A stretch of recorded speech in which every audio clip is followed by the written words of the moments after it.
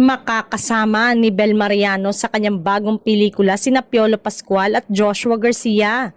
Kinumpirma kasi mismo ni Piolo ang balitang magsasama silang tatlo nang mag-reply siya sa post ng isang kapamilya fan page. Sa nasabing post ay nagtanong ang admin ng page kung totoo bang magsasama sina Bel, Joshua at Piolo sa isang pelikula. Sumagot nga si Piolo na sa nasabing post. Yes, ang reply ni Piolo ng kumpirmasyon sa mga naglalabasang balita. Gaganap daw pala kasi ang aktor na ama ni Bel sa isang family drama movie.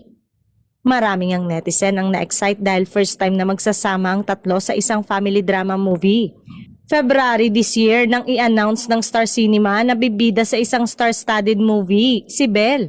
Ayon kay Bel, hindi niya makakasama sa pelikula ang kanyang ka-love team na si Donnie Pangilinan. Inanunsyo rin sa araw na yon ang magdedirect ng pelikula ay ang blockbuster director na si Cathy Garcia Sampana. Pero palaisipan nga sa mga fans kung sino-sino mga artista ang makakasama ni Bel.